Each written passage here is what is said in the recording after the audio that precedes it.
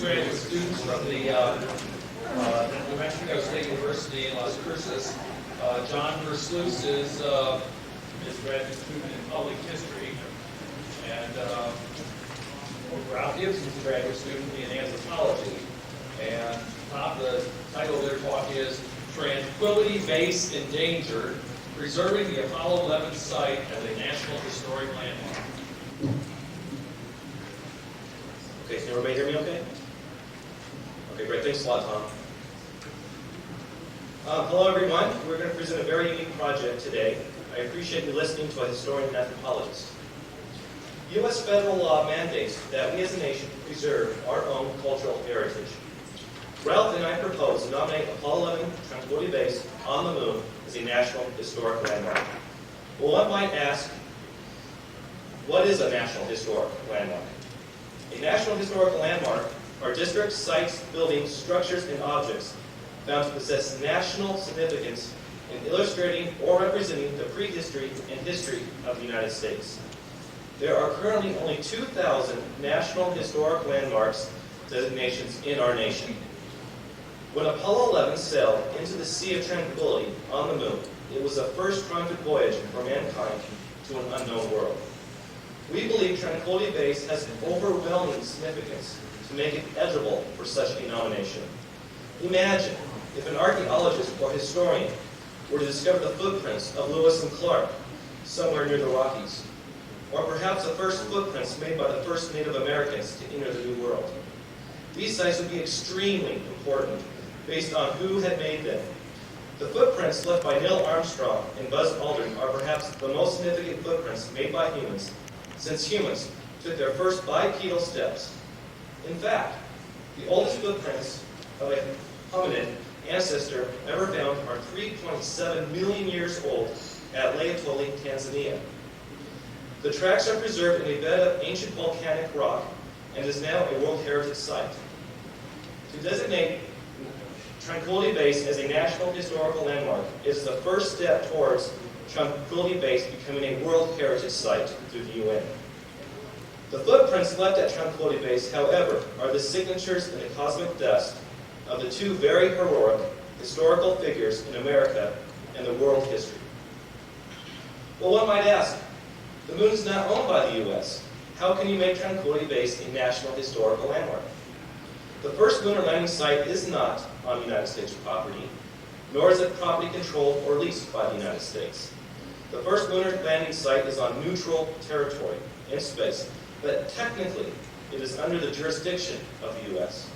According to the United Nations, treaties on principle governing the activities of states in the exploration and use of outer space, including the Moon and other celestial bodies, a country which launches any object into space retains possession and control of the objects indefinitely. Therefore, the United States retains possession and control of the objects it has placed on the Moon. The Apollo 11 Eagle landing pod, the United States flag, the two scientific instruments, and other miscellaneous objects which make up the district of structures at Tranquility Base are still possessions of the United States. Tranquility Base must meet at least one of 6 National Historical Landmark criteria in order to become a National Historic Landmark. And we believe Tranquility Base actually meets all 6 criteria. Criterion 1, association with events, activities, or natural patterns of U.S. history. The United States is the first and only nation to put man on the Moon. We believe this excerpt from President John F. Kennedy's speech on September 12, 1962, describes the importance of going to the Moon. And I don't have JFK's Boston accent, but I'll try to do my best quoting him.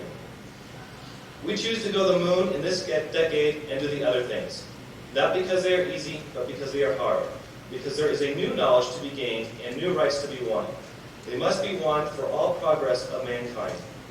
And therefore, as we set sail, we ask God's blessing on the most hazardous and dangerous and greatest adventure of which man has ever embarked. Criterion 2, association with people of national significance. Apollo 11 crew members, Neil Armstrong and Buzz Aldrin, were the first men to set foot on the Moon with the assistance from Michael Collins. Over 6 million people, 1/5 of the world's population, watched the lunar module, the Eagle, land on the Moon. The first man's words were heard from the Moon, came from Buzz Aldrin, who said, "Contact light." And then, what we all remember, Neil Armstrong said, "Houston, Tranquility Base here. The Eagle has landed." As Neil Armstrong set foot on the moon's surface, he said, "That's one small step for man, one giant leap for mankind." These men were the first explorers on the moon, and in that moment, they epitomized the entire U.S. space program and were its heroes. Criterion 3 represents a great idea or ideal of the American people. The race to the moon during the Cold War was an intense competition between the U.S. and the USSR, which the U.S. won. The exploration has been compared to the discovery of the New World by Columbus. The first lunar landing site was not only the greatest achievement of our nation in the 20th century, but the greatest achievement of humankind. The U.S. flag on the moon was intended as a gesture, as national pride in our achievement. It stands unique in all human history. We have created technology for the exploration of space, just not for the United States, but for all humankind. Criterion 4 embodies distinctive physical characteristics of architecture, design, or construction. A total of $40 billion was spent on the Apollo program to get a human to the moon. Many new technologies were invented and incorporated into the Apollo space program in order to turn the dream of sending a man to the moon into reality. The plaque on the Eagle module left on the moon reads, "Here men from the planet Earth first set foot upon the moon, July 1969 AD. We come in peace for all mankind." On the plaque were pictures of the eastern and western hemispheres of the Earth to symbolize the crew's point of origin. The modular and accompanying equipment was the first designed and constructed structures to bring humans to the moon. No other celestial body has yet been visited by humans. The model is unique in all engineering in the world. Besides the actual capsule, the Eagle landing pod, or the descent stage, is the only structure that is still preserved.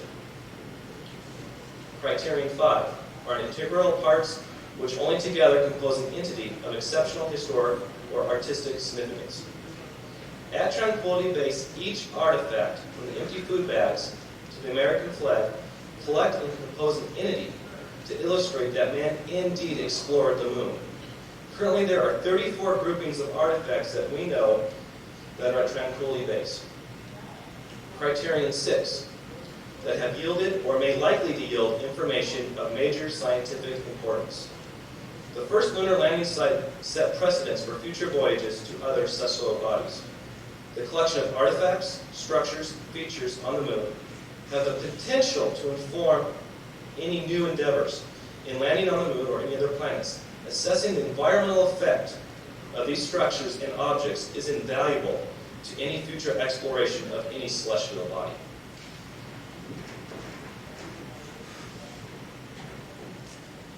Just what those artifacts are is one of the most important questions our project will answer. Our project is divided into 4 main phases. Number 1, creating an inventory of all artifacts. Number 2, creating an archaeological map of the site to scale. Number 3, documenting each artifact's physical description as well as its significance based on the 6 criteria John had just outlined. And number 4, completing the National Historic Landmark nomination form and submitting it to the National Historic Landmark Office in Washington, D.C.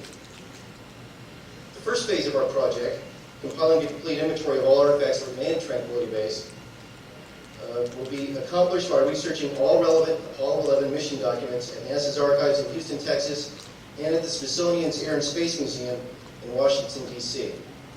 Archival research is necessary to compile a complete inventory because no such inventory exists in any website or document published by NASA. Items such as a portion of the propeller from the Flyer, which was the historic plane the Wright brothers built and piloted at Kitty Hawk, North Carolina, as well as various personal artifacts that may have been left behind on the lunar surface by Neil Armstrong and Buzz Aldrin, are not included on many of the lists that we have reviewed thus far. Yet some published documents suggest that these artifacts may indeed be on the lunar surface. Further, the list we have here does not mention the number of empty food packages or urine bags that were left on the lunar surface. An inventory which emphasizes this kind of detail is crucial to completing the National Historic Landmark nomination form. Phase 2 of our project will be to record the approximate location of each artifact and create an archaeological map to scale of the site. This will be done by conducting research at NASA's archives in Houston and at the National Archives in Washington, D.C., as well as reviewing all relevant published materials. Further, this phase may require an interview with astronauts Neil Armstrong and Buzz Aldrin in order to create an accurate map of the site. Phase 3 of our project entails writing a physical description of each artifact at Tranquility Base and documenting the National Historic Significance based on all 6 criteria for National Historic Landmark consideration outlined earlier. This phase will be completed by conducting archival research in Houston and in Washington, D.C. Currently, we have begun work on all 3 of these phases. Although we have not yet finalized the inventory of all artifacts, we have attempted to sketch out the possible locations of all the artifacts we know to be on the moon.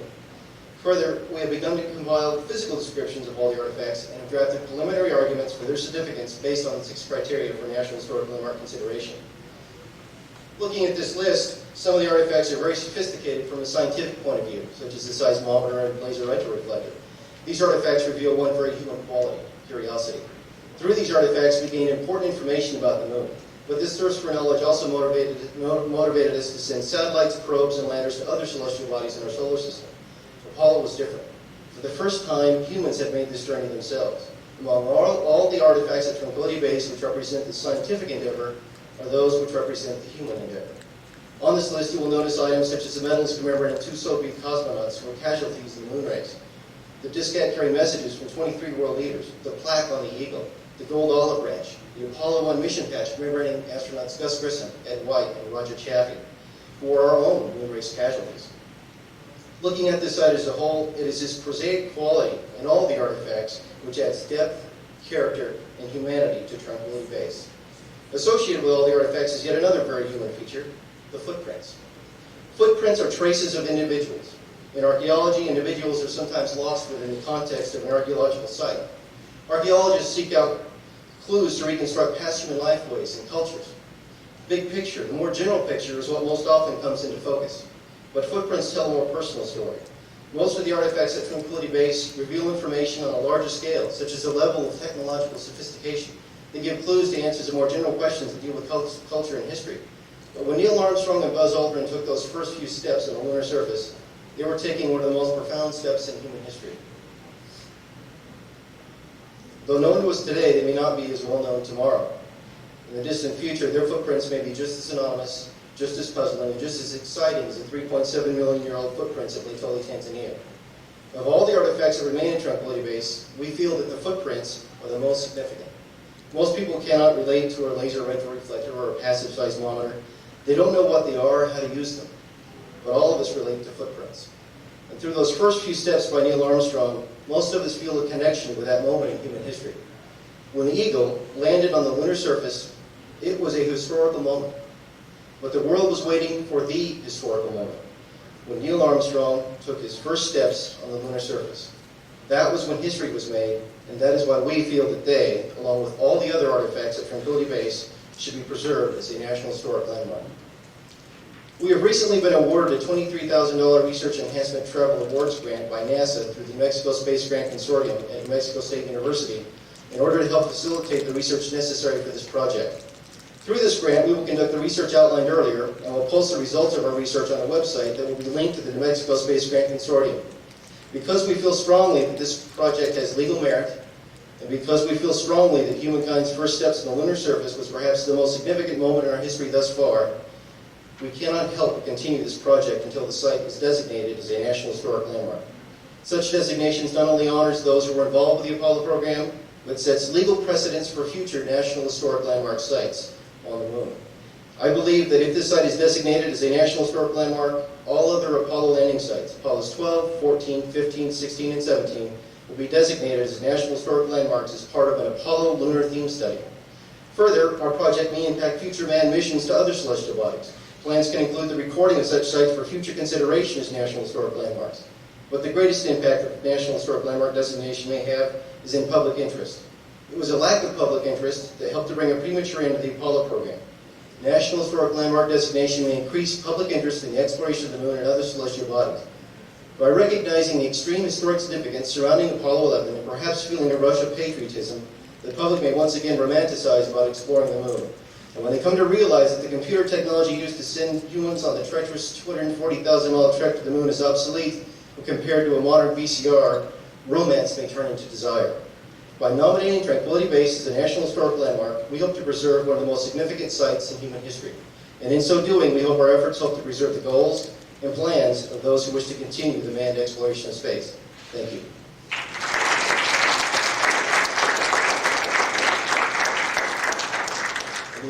Yes. I've interviewed your talk, I think, 3 times, and it's absolutely wonderful. Oh. I don't think you've ever run into any opposition in your actions. Well, not really. Some waves politically, but The NASA spacecraft program is very proud of the message along with this. I'd like to ask you, what do you look at as most critical hurdles? Is there already showstoppers? Yeah, I'll go ahead and answer that one. We've been working with the Department of Interior and the National Historic Landmark Commission's office in D.C. since October 1998. And this is the first time we're taking the National Historical Preservation Law and the Moon Treaty and trying to merge them. And the Department of Interior Solicitor's Office does not quite know what to do with us because they don't have anything, this is all new laws and stuff. And trying to merge them, they had an intern staff last summer in the Solicitor's Office of Interior, took our proposal, and they actually took the devil's advocate. They were trying to find a way to stop it with the law. However, after 6 interns and 3 months of hard research, they could not figure out a way that we were not, outside the law with the UN treaties or the National Historical Preservation Act. Yeah, these were law interns.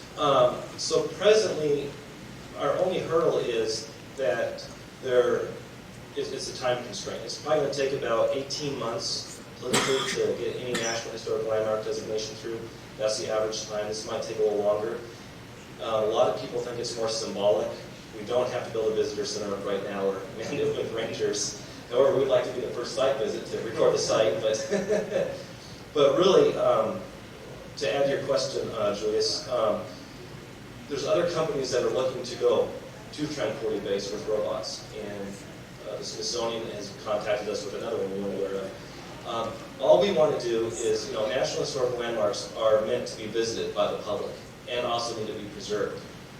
However, unless we can apply National Historical Preservation Act to these sites, these robots that are going to go to these sites will have no laws or regulations to run over the footprints, or they might get too close. An area of potential effect needs to be set up, some type of boundary where robots or humans in the future cannot, cross. I don't know if this would work with Julius, but to further their work, maybe NASA or the Space Society could consider a summer internship arrangement, because then they'd be right in D.C. and they could work with some of these people, over a 2 or 3 month period. So I don't know if NASA has summer internships, but just a thought, it could accelerate the process. Possibility, the director of space is going to be in Salt Lake in October, and that's going to start on that whole national program. What is the 23,000 that Yeah, and actually that totals 20,000. That's matching, yeah. That includes the matching funds from the university and so it came like $9,500, and that's enough for us to travel to Houston and to Washington. And then, well, to follow up, I think you should at least have a 5-kilometer or more radius, because of the commercial encroachment that happens just here on Earth. I think really ought to be generous with the size of the protected area. Right. Don't underestimate the future. I want 1/6 graphics. You don't include it, that's all I think for. Yeah. Yes, you want to make Apollo 11 a National Historic Site. Have you thought about the other 5? We're starting with the first one, and our hopes are that once we get this as a legal precedence to make Apollo 11 a National Historic Landmark, then we'll go ahead with the lunar theme study and do all the Apollo landing sites. When you said, again, talking about boundaries, don't forget to set a vertical boundary too, because if somebody comes over too low, they can blow it up on Yeah, the side. that's a So good idea. they need to have a pretty tall exclusion zone that keeps things from flying. Bubble. Which is a shame because, people, you want to photograph it, but you need to have some minimum altitude to make sure that Yeah. I think it's a great idea. like to revisit something. You mentioned the combinations. No one can argue with the planetary importance of that such quality.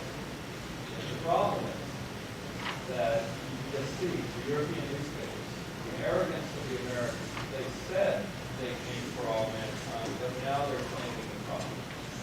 And, yeah. The Russians have crashed probes at 6 altitude, so they can then claim X number of kilometers. So now the ball gets rolling in national competition. The moon is no longer like Antarctica. I mean, those are the kind of issues that people are going to think in the political realm. I think that everything's going to work out wonderfully until you get a phone call from the chief of staff at the White House that we don't want this kind of trouble right now. That's why we're just nominating right now as a district of objects and no claim to the moon. And that's why and that's where the footprints come into. That's actually on the moon. So the footprints are actually going to be the hardest to preserve in this site. However, what we're trying to do is make it a World Heritage Site through the UN, which can recognize and protect those footprints.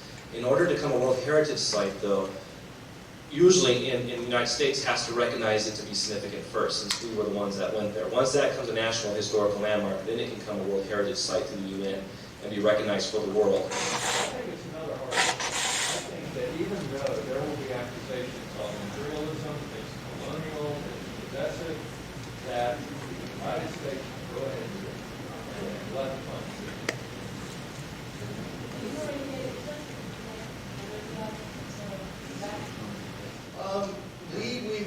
We've sent out a query, we've viewed documents on the website, and we know that they said that it has to become it's federal property. The objects themselves are federal property, not the moon, but the objects themselves are federal property. And in order for it to become eligible to become a World Heritage Site, we have to recognize at least the federal ownership of the objects first, so we recognize it historically. Right. So Once that happens, yeah. then we're going to work on getting it to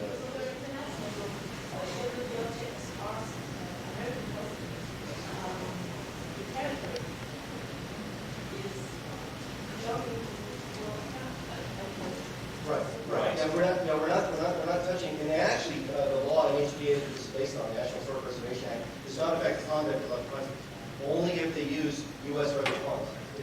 If Japan wanted to go to the moon to that particular site, there's nothing we can do to stop them unless they borrow or use any kind of aid from the U.S. And that's when that comes in. So really, it doesn't affect other countries. The moon or the outer space treaty itself sort of blocks the countries from using other countries.